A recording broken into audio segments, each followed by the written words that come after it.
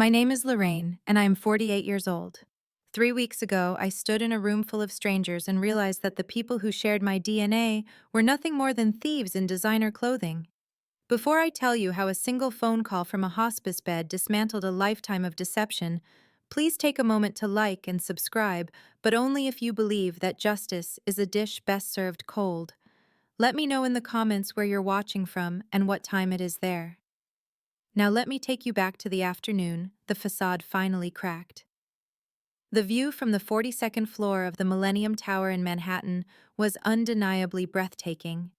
Floor-to-ceiling glass captured the entirety of Central Park, currently a tapestry of autumnal gold and russet stretching out like a royal carpet beneath us.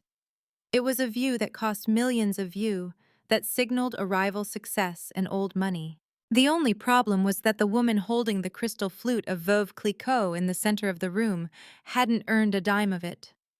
My sister Charlene was 36 years old, and this was her third fresh start in a decade. She stood by the marble kitchen island wearing a silk dress that likely cost more than my first car, laughing theatrically at something a neighbor was saying. My mother Bernice and my father Franklin hovered near her like proud handlers at a dog show, beaming as if they had personally laid the bricks of the building. "Isn't it magnificent, Lorraine?" Bernice asked, sliding up beside me. She smelled of Shalimar and passive aggression. "Your sister finally has a place befitting her station, a sanctuary." I took a sip of my sparkling water, my grip on the glass tight enough to turn my knuckles white. "It's certainly impressive, Mother. The market in this zip code is aggressive. I'm surprised Charlene managed to secure a mortgage with her credit history." Bernice's smile didn't falter, but her eyes hardened. It was a look I knew well, the look that said, "Don't you dare ruin this." We helped her with the down payment, of course. Family supports family. Charlene has been through so much since the divorce. She needed stability. Stability. That was the word they always used. When Charlene flunked out of Vassar, she needed stability, which meant a paid-for gap year in Florence. When her first business, a boutique that sold artisanal dog treats, went under due to gross mismanagement, she needed stability, which meant a brand new Mercedes to cheer her up. And now, after her second husband, a hedge fund manager, had left her for his personal trainer, she apparently needed a $3 million condo to feel stable. "That was very generous of you," I said, my voice flat. "Especially considering you were complaining about the liquidity of your portfolio just last Christmas." "We moved some things around," Franklin chimed in, stepping up to join us. He adjusted his silk tie, looking every bit the retired CEO, though his actual business acumen had always been propped up by my grandfather's legacy. "You don't need to worry about the details, Lorraine. Just be happy for your sister. Look at her. She's glowing." I looked at Charlene. She was glowing, yes. She was also signaling the caterer to bring more crab cakes. I felt a headache beginning to throb behind my left eye. I had come here out of obligation to keep up appearances, but the opulence was suffocating. I excused myself, claiming I needed to find the powder room, but instead I slipped into the hallway and found a quiet alcove near the library. I needed a moment of silence. I leaned my head against the cool plaster wall, closing my eyes. I was a vice president of operations at a logistics firm. I worked 60-hour weeks. I lived in a sensible colonial in Connecticut that I paid for myself. I had never asked them for a penny, not since I was 18. And yet watching them fawn over Charlene made me feel like a neglected child all over again. I was about to head back to the party when I heard voices drifting from the slightly ajar door of the master bedroom down the hall. It was Franklin's booming baritone, lowered but still audible. "She's going to notice eventually, Bernice. The statement comes annually." "She never checks the mail, Franklin. She's too busy with her career," my mother's voice replied, dripping with disdain on the word career. "Besides, the trust matures when she turns 45. Oh wait, she turned 45 3 years ago. If she hasn't asked for it by now, she clearly doesn't need it." I froze. My blood turned to ice in my veins. "It's not about need," Franklin hissed. "It's about the legalities. That was the Grandfather William Trust. It was specifically designated for Lorraine. If Thorne finds out we liquidated it to buy this place. Archibald Thorne is a dinosaur, Bernice scoffed. He's practically in the grave with Mother. By the time anyone looks closely, we'll have refinanced the summer house, or, well, we'll figure it out. Charlene needed the cash now. This condo was a steal. We couldn't let it slip by just because Lorraine is hoarding money she doesn't use. I stopped breathing. The Grandfather William Trust. My grandfather, a man of stern principles and deep love, had set up a trust fund for me when I was born. It was meant to be a nest egg, a reward for the grandchild he always called the sensible one. I hadn't touched it because I was saving it for my own retirement, allowing the compound interest to grow. I hadn't checked the balance in 2 years because I trusted the bank. I trusted my parents, who were the trustees, until I formally petitioned for full control, a paperwork formality I had put off because I was busy working. They drained it. They emptied my future to buy Charlene a condo with a view of the park. I didn't storm into the room. I didn't scream. That's not how women like me handle betrayal. Instead, I quietly walked back to the party, picked up my purse, and walked out the front door without saying goodbye to anyone. As the elevator descended 42 floors, the shock began to wear off, replaced by a cold, sharp clarity. They thought I was just the quiet, hard-working daughter who would never cause a scene. They were about to learn how wrong they were. The drive back to Connecticut that night was a blur of red taillights and consuming rage. My hands gripped the steering wheel so tightly that my fingers cramped, but I hardly felt the pain. The silence of the car was a stark contrast to the noise in my head, a cacophony of memories, each one a piece of evidence I had ignored for decades. This wasn't an isolated incident. This was the culmination of a pattern established before I could even walk. In the Thatcher household, roles were assigned at birth and rigidly enforced. Charlene was the porcelain doll, fragile, beautiful, and in constant need of protection. I was the draft horse, sturdy, reliable, and expected to pull the cart without complaint. I remembered my 16th birthday. I had asked for a used Honda Civic so I could drive myself to my AP classes and my part-time job at the library. My parents sat me down and explained that money was tight that year due to market fluctuations. I accepted it. I took the bus. 2 months later, Charlene turned 14, and they surprised her with a pony and a year of boarding fees at an elite stable because she was going through a hard time socially at school. "You understand, Lorraine," my mother had said, then smoothing my hair with a patronizing hand. "You're so strong. You can handle disappointment. Charlene is sensitive. We have to be careful with her spirit." I internalized that. I became the strong one. I stopped asking for things. When I got into Columbia, I worked 3 jobs to cover the tuition gaps my partial scholarship didn't pay, while my parents fully funded Charlene's degree in art history at a private liberal arts college, a degree she never used because she dropped out junior year to marry a DJ she met in Ibiza. My grandfather William was the only one who saw it. He was a titan of industry, a man who built a shipping empire from a single fishing boat. He despised laziness. In his later years, before dementia began to fog the edges of his brilliant mind, he would pull me aside during Sunday dinners. "You have the grit, Lorraine," he would say, his voice raspy from decades of cigars. "You have the fire. Your sister, she's decorative. You're structural. Never let them break your structure." That trust fund was his way of ensuring I wouldn't be penalized for my competence. He knew my parents favored Charlene. He knew that Bernice saw herself in Charlene vain and dependent, and that Franklin was too weak to stand up to either of them. The trust was supposed to be my safety net, my reward for being the one who actually carried the family name with dignity. I thought about the money. It wasn't just the amount, which was substantial, nearly $600,000 after interest. It was what it represented. It was grandfather's acknowledgement of me. It was the only thing in this family that was mine, untouched by Charlene's chaotic orbit. And they had taken it. They didn't just borrow it, they stole it. They forged signatures or used their old trustee powers that I had foolishly forgotten to revoke upon turning 45. They looked at my life, my paid-off car, my modest home, my 401k, and decided I had enough. They decided that my hard-earned security justified their theft because Charlene's incompetence was an emergency. I pulled into my driveway at 2 a.m. My house was dark and quiet. It wasn't a penthouse. It didn't overlook Central Park. It looked out onto a quiet suburban street with oak trees. But I had bought every brick of it with my own labor.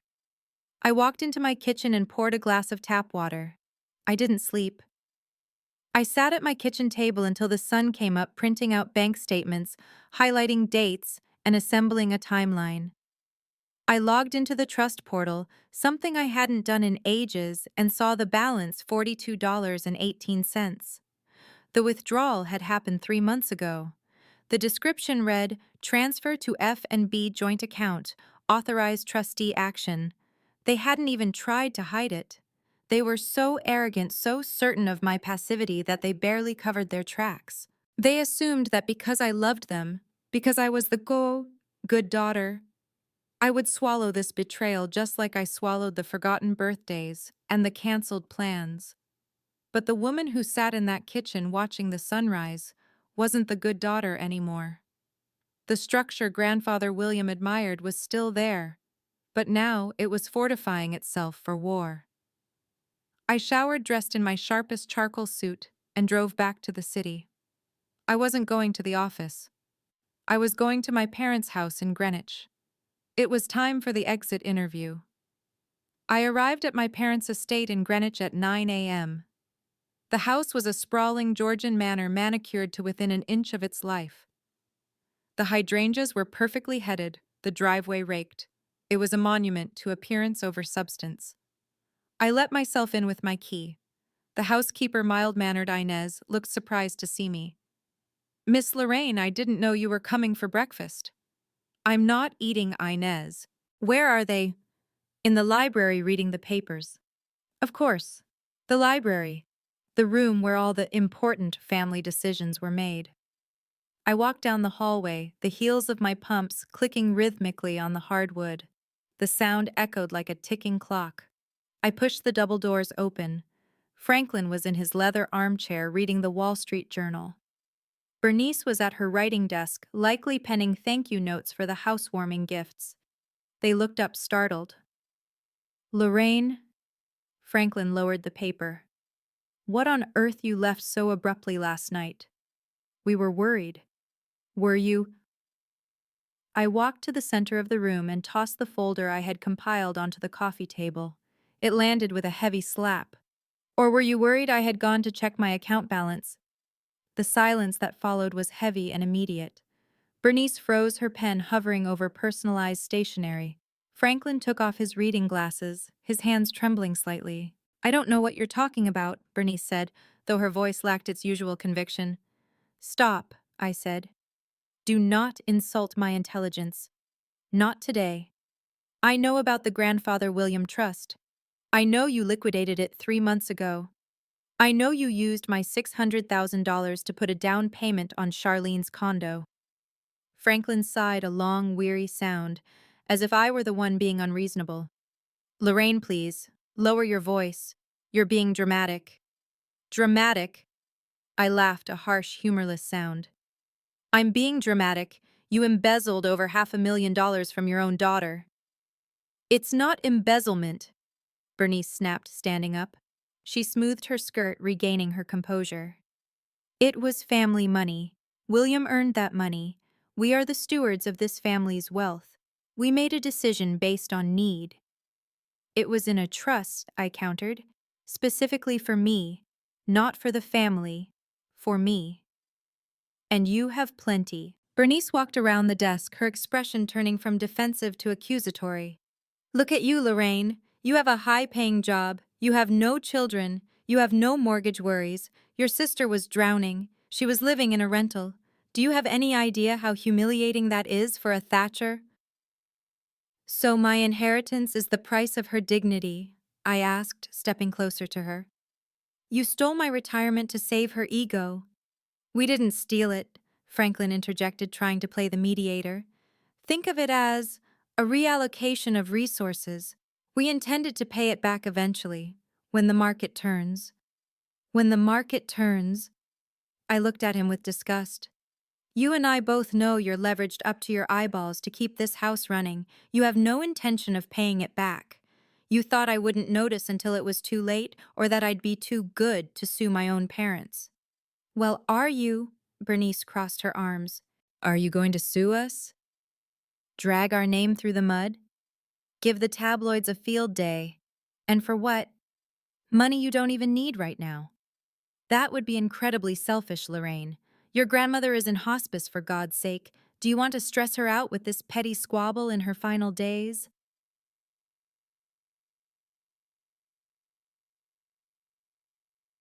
There it was, the ultimate weapon. Grandma Maxine. My grandmother Maxine was William's widow. She was 92, living in an upscale palliative care facility 20 minutes away. She was the matriarch, the Iron Lady who had kept the family together after William died. She adored me, and I worshipped her. You're right, I said softly. Bernice smiled, thinking she had won. I won't sue you. Not yet. Good. Bernice breathed, relaxing. I knew you'd see reason. We're a family, Lorraine. We take care of each other. I'm not done, I cut her off. I'm going to see Grandma Maxine. Bernice's face paled. You will do no such thing. She is resting. She is fragile. You are not to burden her with this. I'm going to visit my dying grandmother, I said, turning on my heel. I'll leave the legal threats for later. But know this, I am not the safety net anymore. I am not the bank. And from this moment on, I am not your daughter. I'm just a creditor you can't pay. I walked out of the library, leaving them standing in the silence of their expensive, deceitful life. They didn't try to stop me. They were too confident that I wouldn't dare upset Maxine. They thought the code of silence that ruled our family was unbreakable. They forgot who raised me. They forgot that while they were busy pampering Charlene, I spent my childhood sitting at the feet of Maxine and William, listening to stories about how they built an empire by crushing anyone who tried to cheat them. I got back in my car and drove straight to the Sunrise Hospice Center. My hands were steady now. The sadness was gone, replaced by a cold, hard resolve. I wasn't going to burden Maxine. I was going to tell her the truth. And if I knew my grandmother, the truth was the only medicine she had ever respected. The air in the Sunrise Hospice Center was crisp and smelled faintly of lavender and antiseptic. It was a high-end facility, the kind that tried very hard to look like a luxury hotel rather than a waiting room for death. I walked past the nurse's station, nodding to the head nurse, Glenda, whom I had come to know well over the past few weeks. She's awake, Glenda said softly, looking up from her charts. She's been asking for you. I took a deep breath, composing my face. I couldn't look like I had just come from a battlefield. I needed to be Lorraine, the steady granddaughter. I pushed open the heavy oak door to room 304. Grandma Maxine looked small in the bed. The woman who had once commanded boardrooms and hosted galas for senators was now a fragile bird under a heavy duvet. Her silver hair was thin, fanned out against the pillow, but her eyes, those sharp steel-gray eyes, were as alert as ever. She was watching the door. "Lorraine," she rasped. Her voice was weak, stripped of its old resonance, but the authority remained. "You're late. You're never late." "I got held up in traffic, Grandma," I lied, walking over to kiss her cool, papery forehead. I pulled the chair close to the bed and took her hand. It felt like holding a bundle of twigs. "How are you feeling today?" "Like I'm dying," she deadpanned. A ghost of a smile touched her lips. "Don't ask stupid questions, dear. It doesn't suit you." I chuckled, but the sound caught in my throat. I squeezed her hand. "Fair enough." We sat in silence for a while. Usually I would read to her or tell her about my work projects. She loved hearing about logistics. She found the movement of goods fascinating. But today I couldn't find the words. The weight of the morning's confrontation was sitting on my chest like an anvil. Maxine turned her head slowly to look at me. She studied my face with an intensity that made me squirm. "You're grinding your teeth," she observed, "and your left eye is twitching. You haven't done that since you were 12 and Charlene broke your science fair project." I looked away, staring at the vase of white lilies on the windowsill. "I'm fine, Grandma, just tired." "Liar," she whispered. The word wasn't angry, it was factual. "You are a terrible liar, Lorraine. Your father is a liar. Your mother is a liar. Your sister is a professional liar. You are incapable of it. That's why I like you." She squeezed my fingers with surprising strength. "Tell me, who did it, Bernice or Franklin?" I looked back at her. Her eyes were demanding the truth. I realized then that protecting her was an insult to who she was. She wasn't a porcelain doll like Charlene. She was the woman who had fired her own brother from the company in 1978 for padding his expense account. "Both," I said, my voice trembling. They bought Charlene a condo in the Millennium Tower." "With what money?" Maxine frowned. "Franklin has been complaining about cash flow for months. He made bad bets on tech stocks last year." I took a breath that shuddered through my entire body. "They used the Grandfather William Trust, my trust. They emptied it, Grandma, all of it." The room went deadly silent. The only sound was the rhythmic whoosh click of the oxygen concentrator in the corner. Maxine didn't gasp. She didn't cry. She went absolutely still. Her eyes narrowed, focusing on something far away, or perhaps something deep in the past. "They touched William's money," she said. Her voice was barely a whisper, but it carried a chill that dropped the temperature in the room by 10 degrees. "The money he set aside specifically for you. The money he made me promise to protect. They said I didn't need it," I continued, the tears finally spilling over. "They said Charlene needed stability. They said I was selfish for caring about it." Maxine closed her eyes. For a terrifying moment, I thought the shock had been too much for her heart. I leaned forward, panic rising. "Grandma?" Her eyes snapped open. The gray was gone. They were pure flint now. "Hand me my phone." "Grandma, you should rest." "Phone," she commanded. "Now." I reached for the smartphone on the bedside table and placed it in her hand. Her fingers, which had been trembling earlier, were steady now. She didn't scroll through contacts. She dialed a number from memory. "Who are you calling?" I asked. She ignored me. She held the phone to her ear, staring at the ceiling. After 2 rings, someone answered. "Archibald," she said. Her voice sounded 20 years younger, strong, imperious. "It's Maxine. Yes, I know what time it is." "Stop babbling. I need you to bring the papers. Yes, those papers, and the notary, immediately." She paused, listening, then her lip curled into a sneer. "I don't care if you're on the golf course. Get in your car or you're fired, and bring the dictaphone. I have an amendment to make, a substantial one." Maxine ended the call and dropped the phone onto the blanket. She looked at me, and the expression on her face was one I had never seen directed at me. It was the look of a general surveying a battlefield before ordering a nuclear strike. "Leave the room, Lorraine," she said. "What? No, I'm not leaving you alone." "You need to leave," she said firmly. "Go to the cafeteria, get a coffee. Do not come back for 1 hour. Mr. Thorne will be here shortly. This business is not for your ears. Not yet. Grandma, please, don't do anything crazy. You're sick." "I am dying," she corrected, "which means I have nothing left to lose and everything to correct. Your parents made a fatal error, my dear. They mistook my silence for senility. They thought because I was in this bed, I was no longer the head of this family." She reached out and patted my cheek. Her hand was cold, but her touch was gentle. "William loved you best, you know. Not because he played favorites, but because you were the only one who respected the work. You honored the legacy. They just consumed it."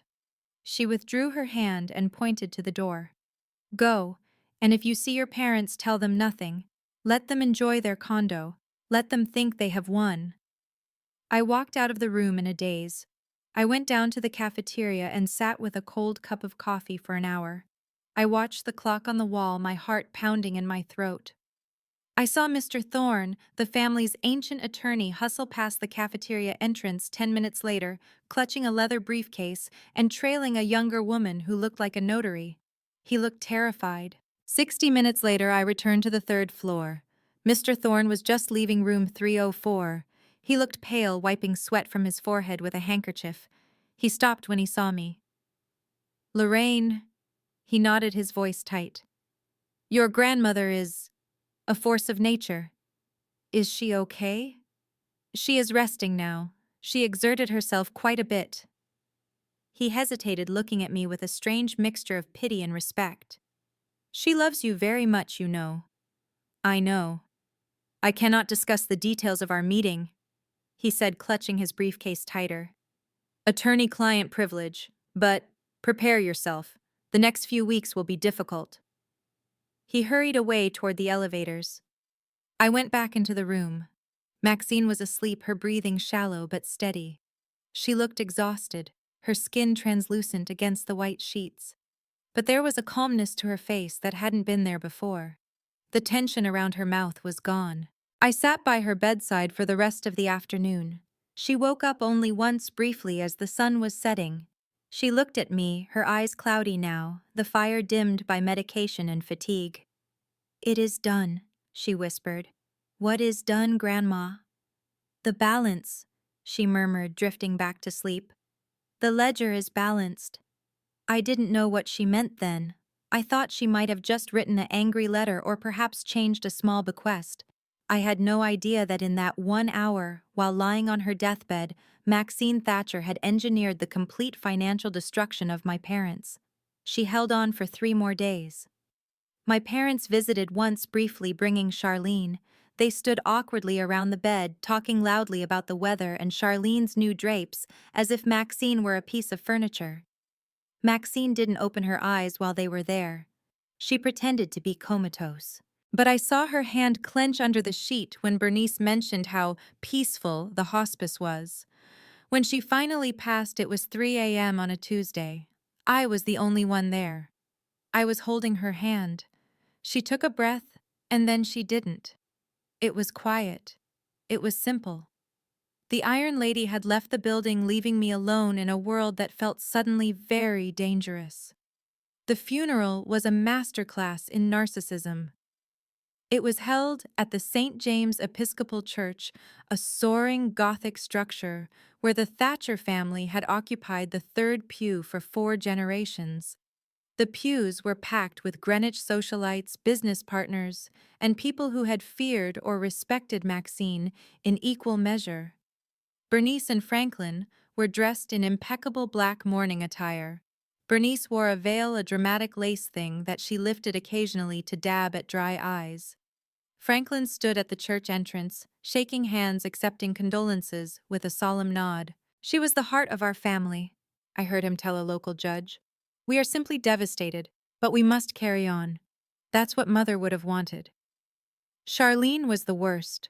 She arrived late, wearing a black dress that was slightly too short and far too tight, accompanied by a grief support friend she had met at a yoga retreat.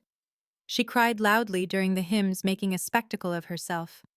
"I just miss her wisdom," she sobbed to a cousin she hadn't spoken to in 5 years. "She and I had such a spiritual connection at the end." I sat in the front row, stone-faced. I didn't cry. I had done my crying in the quiet of the hospice room. Watching my family perform their grief like a bad off-Broadway play made me nauseous. They were vultures circling a carcass, waiting for the reading of the will so they could pick the bones clean. During the reception at the country club, the mask slipped. I was standing near the buffet picking at a cucumber sandwich when Bernice and Charlene approached me. "Lorraine, darling," Bernice said, her voice lowered. "You look tired. You really should have put on a little more concealer. People are looking." "Let them look," I said. "So," Charlene interrupted, holding a glass of Pinot Grigio. "Mom said Thorne set the reading of the will for 2 weeks from now."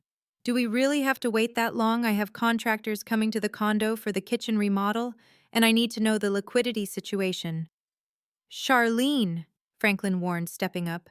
Not here. What? Charlene rolled her eyes. Grandma is gone. It's sad, but life goes on, and that kitchen is hideous. I need the inheritance to clear before I sign the contract for the Italian marble.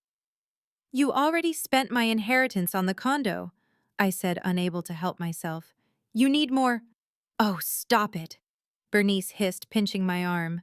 We told you we'd pay that back. Once Maxine's estate settles, everyone gets their share. We'll make you whole and you can stop acting like a martyr. Honestly, Lorraine, it's unbecoming. We're planning to renovate the summer house in the Hamptons, too, Franklin added, his eyes gleaming with greed. Maxine let it go to seed in the last few years. It needs a complete overhaul. Maybe add a pool house.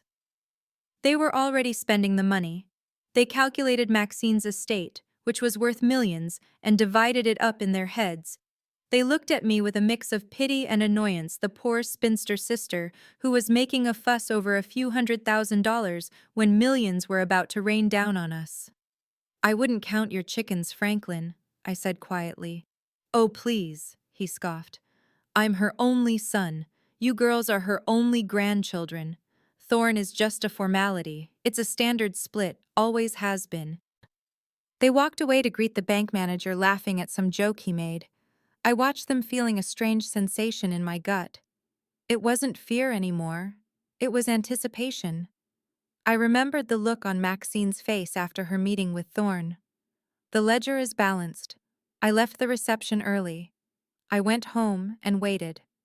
The 2 weeks dragged on. My parents called me twice, not to check on me, but to remind me of the time and location for the lawyers' meeting, as if I were a forgetful secretary. Finally, the day arrived. We gathered at the offices of Thorne and Associates in downtown Greenwich. The conference room was paneled in dark mahogany, smelling of old paper and lemon polish. A portrait of the founding partner hung on the wall, looking stern. Bernice, Franklin, and Charlene sat on one side of the massive oak table. They were chatting, lightly relaxed. Charlene was scrolling on her phone, looking at light fixtures. I sat on the opposite side alone. Mr. Thorne entered the room. He didn't smile. He looked solemn, carrying a thick file and a small digital recorder. He sat at the head of the table, arranged his papers, and looked over his spectacles at my parents. "Good morning," he said. His voice was dry as dust. "Good morning, Archibald," Franklin said jovially. "Let's get this started, shall we? We have a lunch reservation at 1. "You might want to cancel that," Mr. Thorne said. Franklin's smile faltered. "Excuse me. I am proceeding with the reading of the last will and testament of Maxine Elizabeth Thatcher," Thorne announced. "However, I must inform you that the document on file from 2015 was superseded by a codicil filed and notarized 3 days prior to Mrs. Thatcher's death." The heir left the room. Bernice sat up straighter. "A codicil? What codicil? She was on her deathbed." "She was of sound mind," Thorne said sharply. "I have video evidence to attest to her capacity should you wish to challenge it. Now shall I read?" Franklin waved a hand, looking annoyed but not yet panicked. Go on, go on. What did she change? A few charity donations? The cat shelter." Mr. Thorne cleared his throat. He skipped the preamble and went straight to the meat of the document. "I, Maxine Thatcher, being of sound mind and body, hereby revoke all prior bequests to my son Franklin Thatcher and his wife Bernice Thatcher." Franklin stood up. "What?" "Sit down, Franklin," Thorne commanded. He didn't look up from the paper. "Furthermore, I revoke all bequests to my granddaughter Charlene Thatcher." "She cut us out!" Bernice shrieked. "That's impossible. That's undue influence. She was on drugs. Lorraine made her do it." Silence. Thorne slammed his hand on the table. The noise echoed like a gunshot. "I am not finished. There is a specific clause regarding the reason for this disinheritance. It is titled the repayment clause." He looked directly at Franklin. "It reads as follows. It has come to my attention that my son Franklin and his wife Bernice, acting as trustees, illegally liquidated the entirety of the William Thatcher Trust designated for my granddaughter Lorraine. This sum, totaling $612,000, was used to purchase real estate for Charlene Thatcher. Charlene dropped her phone. It clattered onto the mahogany table. Thorne continued reading. I do not view this theft as a family matter to be forgiven. I view it as a debt. Therefore, the entirety of my estate, including the Greenwich property, the Hampton property, and all investment portfolios, is hereby bequeathed to my granddaughter Lorraine Thatcher, to be held in her sole name. My parents sat in stunned silence. Their mouths hung open. I stared at the table, my heart pounding. I knew she was angry, but I didn't know she would give me everything. However, Thorne said, raising a finger, there is a condition regarding the stolen funds. He turned a page. The money stolen from Lorraine is hereby reclassified as a high-interest loan from the estate of Maxine Thatcher to Franklin and Bernice Thatcher. The terms are immediate repayment. Since the funds were used to purchase the condominium at Unit 42B Millennium Tower, the estate hereby places an immediate lien on said property. You can't do that, Charlene whispered. It's my condo. My name is on the deed. Actually, Thorne said, pulling out another document. The down payment came from a trust. By tracing the funds, the estate has a legal claim to the equity. Maxine's will instructs the executor to foreclose on the lien immediately to recover the debt owed to Lorraine. Who is the executor? Franklin rasped. He looked like he was having a stroke. Thorne looked at me. Lorraine Thatcher. The room spun. I was the executor. I held the keys. I held the sword. This is insane, Bernice screamed, standing up and pointing a manicured finger at Thorne. Maxine would never do this. She loved us. This is a vindictive lie. I anticipated this reaction, Thorne said calmly. He reached for the digital recorder.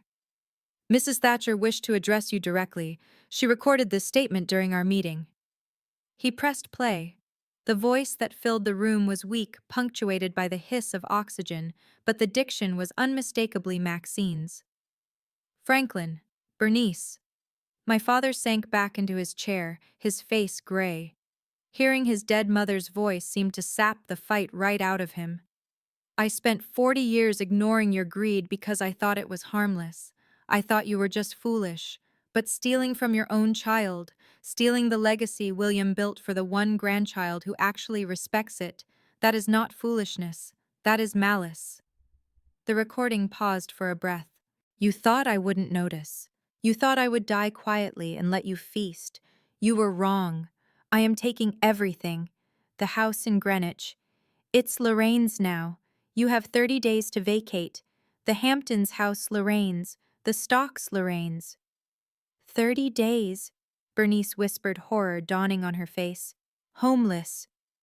And Charlene, Maxine's voice continued. My beautiful, useless Charlene, you are 36 years old. It is time you learned the value of $1 that you earned yourself.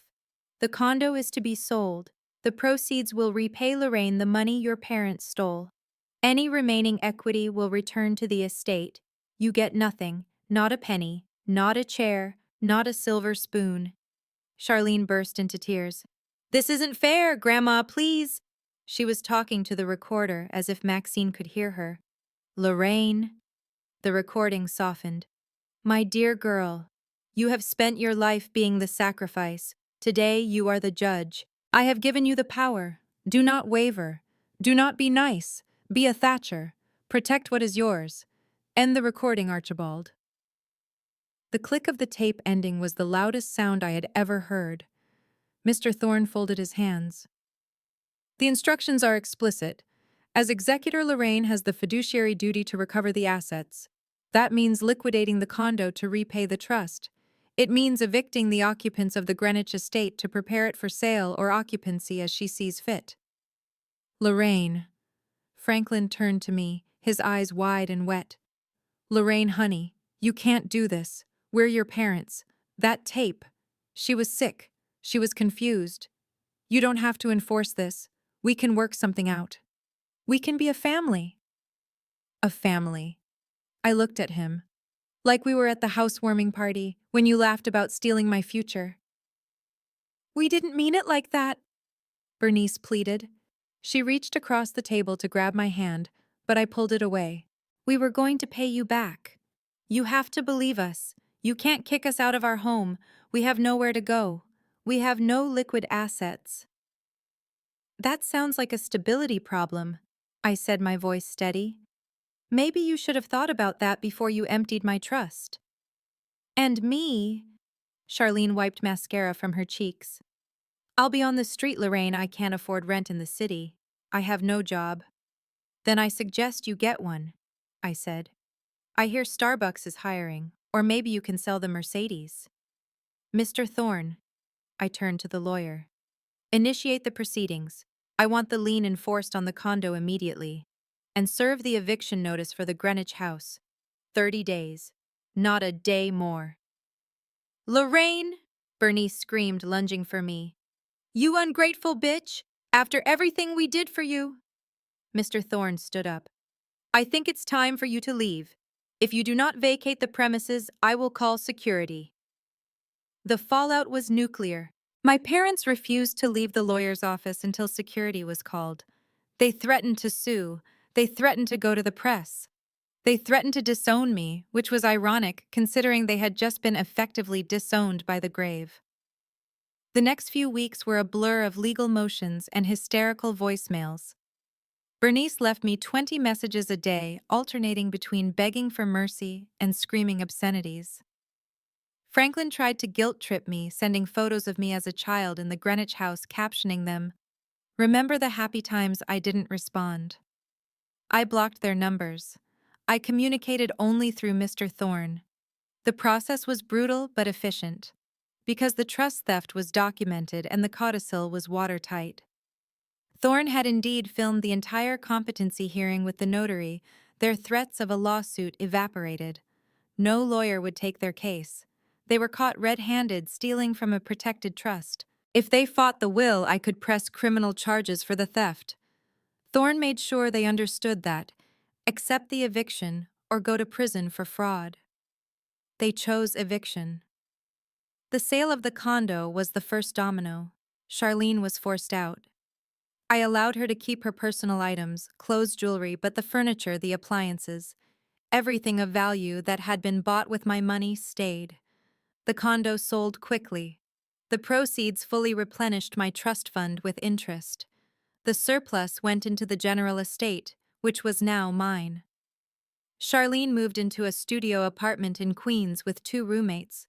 Last I heard, she was working as a receptionist at a yoga studio. My parents fared worse. The Greenwich house was their identity. Losing it broke them. I hired movers to pack their things. I wasn't cruel enough to make them do it themselves, and I paid for a 6-month lease on a 2-bedroom apartment in a modest complex near the highway. It was clean, safe, and utterly ordinary. It was the kind of stability they had always claimed to value. They had to sell the luxury cars to pay off their credit card debts, which were astronomical. Without Maxine's allowance and the illusion of wealth, their social circle evaporated. The friends who drank their champagne didn't want to associate with disgraced retirees living in a rental. I didn't keep the Greenwich house. It was too big, too full of ghosts. I sold it. I sold the Hamptons house too. I took the proceeds, Maxine's legacy, and I invested it exactly the way Grandfather William would have. Conservatively, smartly, but I kept one thing. I kept Maxine's favorite armchair. It has been 1 year since Grandma Maxine died. I am sitting in the sunroom of my new home. It's a beautiful mid-century modern house on the coast of Maine. It's far away from Greenwich, far away from the Millennium Tower. The ocean crashes against the rocks outside, a sound that reminds me of Maxine's strength. I am no longer a vice president of operations. I retired early. I manage the Thatcher Foundation, now a charity I started with the estate money.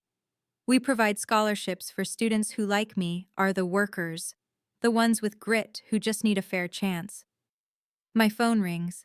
It's a number I don't recognize, but the area code is from Queens. It might be Charlene. It might be Bernice. They still try to reach out occasionally, usually when they need money. I let it go to voicemail. I don't hate them. Hate takes too much energy. I just feel nothing. They are strangers to me now. They made their choices. They chose to view me as a resource to be harvested rather than a person to be loved. Maxine saw that. And in her final act, she didn't just give me money. She gave me permission. Permission to cut the cord. Permission to stop being the good daughter and start being the architect of my own life. I sip my tea and look at the photo of Maxine on the mantel. She isn't smiling in the picture, but her eyes are bright. "The ledger is balanced, Grandma," I whisper. The silence of the house is not lonely. It is peaceful.